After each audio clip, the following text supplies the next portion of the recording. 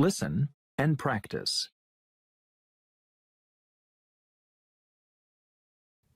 I have a routine that I follow every morning when I get up. First, I brush my teeth. Then I take a long, hot shower. I wash my hair every morning, but I don't use conditioner because my hair is very short. It only takes me about 5 minutes to blow dry my hair. Next, I put lotion on my face because my skin is dry. I apply face powder and a little blush. I don't use any eye makeup in the morning. Then I put on some deodorant and get dressed. After I get dressed, I brush my hair, put on some lipstick, and leave for work.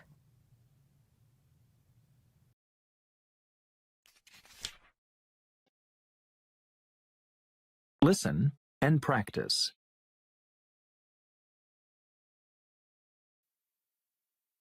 I arrived at Gosforth Hall late in the evening.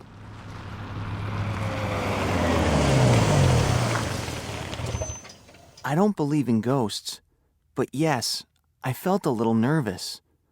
I checked in, and the front desk clerk gave me the key and showed me to my room. I left my things in the room and came downstairs. There weren't many other guests in the hotel. There were only 3.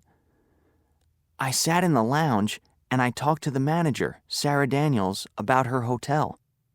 Then I had a drink, and at 12 o'clock, I went upstairs to my room.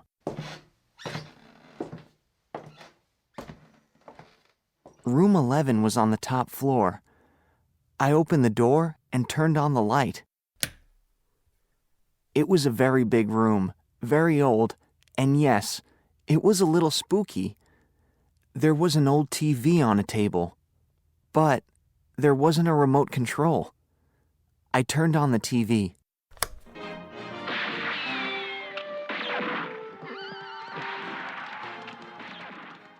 There was a movie on. I was happy to see that it wasn't a horror movie. I decided to watch the movie, but I was tired after my long trip, and after half an hour, I went to sleep.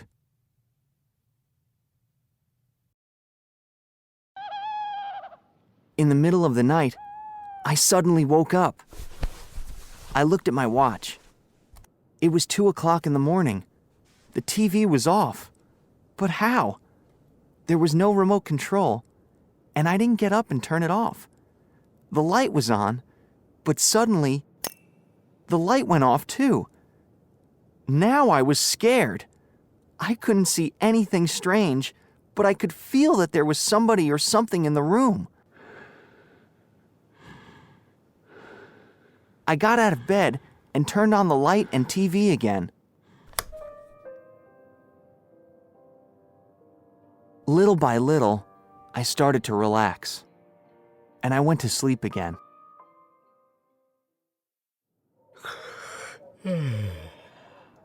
When I woke up, it was morning. I had breakfast and checked out. I left the hotel about 10 o'clock.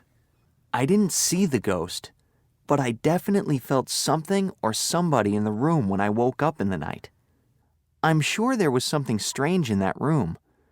I can't explain the television and the light. I want to go back because I want to see the ghost.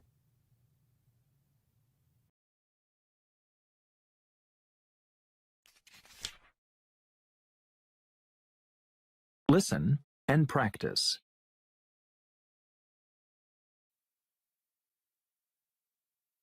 Diana Nyad grew up in South Florida, near the ocean.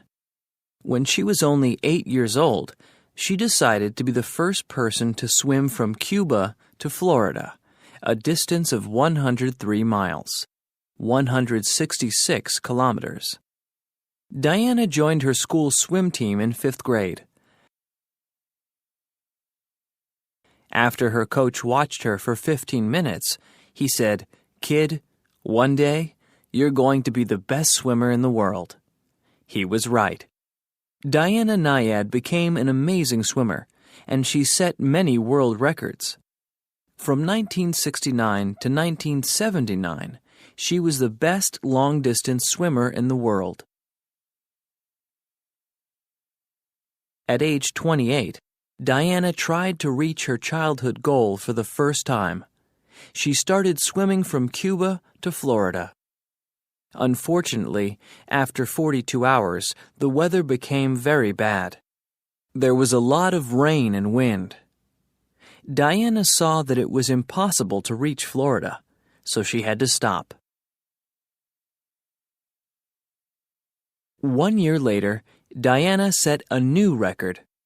She swam the longest distance of any swimmer, man or woman, in history, 102.5 miles, 164 kilometers, from the Bahamas to Florida. Then, Diana Nyad did not swim again for 30 years.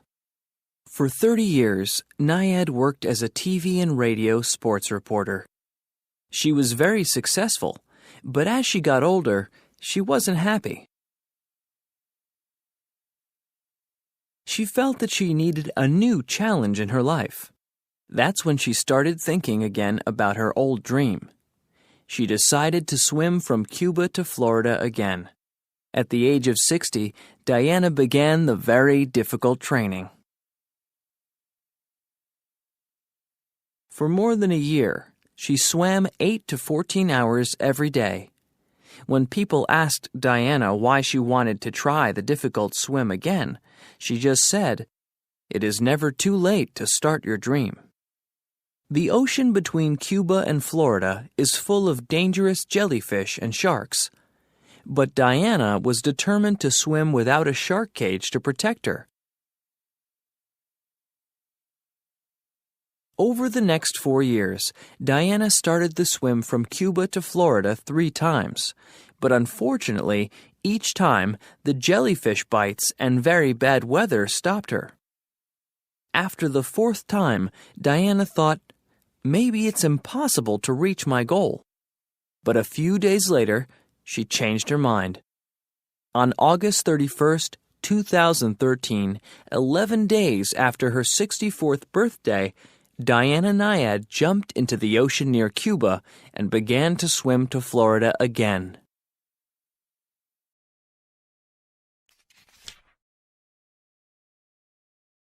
Listen and practice.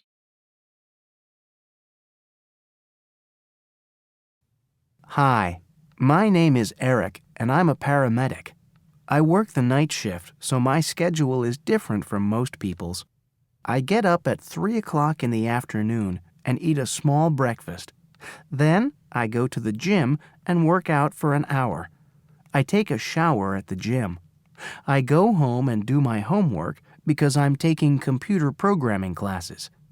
Then I make a big dinner and I eat at about 8 o'clock at night. After dinner, I watch TV for an hour or two. Then I get dressed for work. I go to work at 10:15 and I work from 11 o'clock to 7 o'clock in the morning. I go to bed at 8 o'clock in the morning.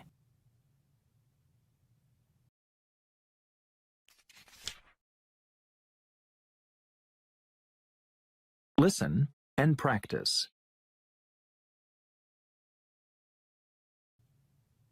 I went to the mall this morning. First, I went to the beauty salon and got my hair cut. Then, I went to a clothing store and I bought a blue sweater. After that, I stopped at the toy store. It's my son's birthday, so I bought him a video game. Next, I went to the bookstore and I found a good mystery. I like to read mysteries. Then, I went to the pet store. I have 10 tropical fish, and I need fish food. I stopped at the jewelry store, and I looked for a pair of earrings, but I didn't see anything that I liked. My last stop at the mall was the bakery, where I bought a birthday cake for my son. Then, on my way home, I stopped at a flea market, and I found a small lamp for the night table in my bedroom.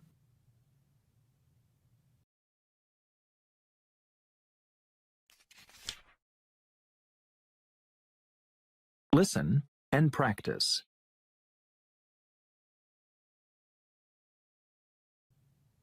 I arrived in the city on Friday.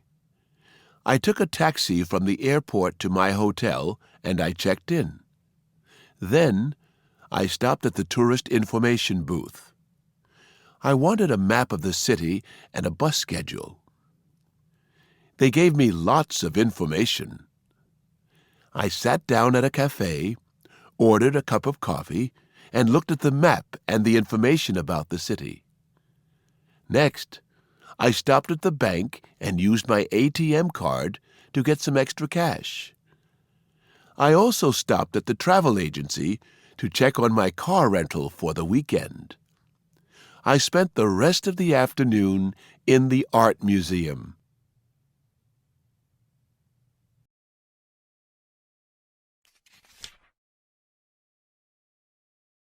Listen and practice.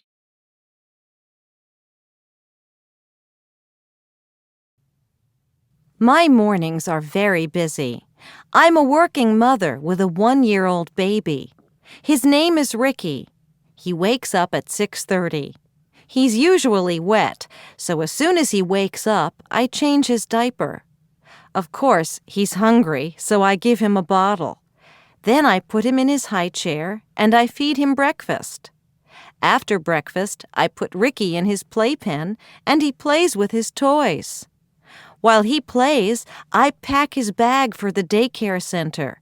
He needs diapers, 4 bottles with formula, baby food, and, of course, his pacifier. I don't pack baby wipes, lotion, or powder because the daycare center has them.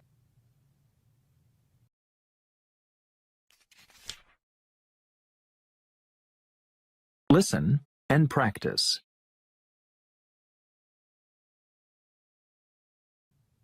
I've had a busy day. The house was a mess. This morning, I cleaned the bedroom and changed the sheets. I did the laundry. I washed the clothes and folded them and put everything away. Then I cleaned the bathroom. I scrubbed the toilet, cleaned the sink, and mopped the floor.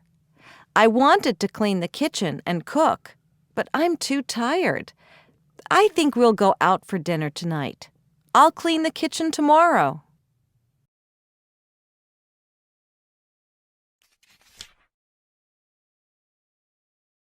Listen and practice. I had a lot of plans for today. This morning, I paid the bills. I emptied the waste baskets in the house and took out the trash. I wanted to wash the car and mow the lawn, but I couldn't because it was raining. So, I watched a soccer game on TV. After the game, I vacuumed the carpets and polished the furniture.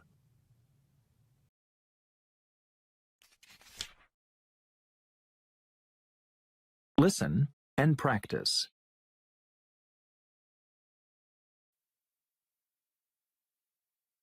Can employees learn to be more creative? Many business owners say yes. Big companies like American Express, Microsoft, FedEx Office, and Disney want their employees to be creative, to think in new and interesting ways. These companies pay billions of dollars for creativity classes for their employees. In some creativity classes, employees play games together in a classroom. In other classes, they do exciting sports together outside.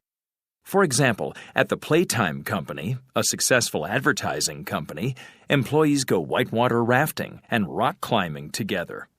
All of these activities help employees to think in new ways. In creativity classes, teachers also give employees important advice. Relax. When people relax, they can think better. Don't be afraid to make mistakes. No one is perfect. Just try to do your best. Great ideas sometimes come from mistakes. Think young. Children are very creative, so sometimes we need to think like children. When employees have creative ideas, companies become more successful. One successful business owner said, "One creativity class helped my employees more than many years of work experience." Many other big business owners agree. Creativity classes are helping their companies.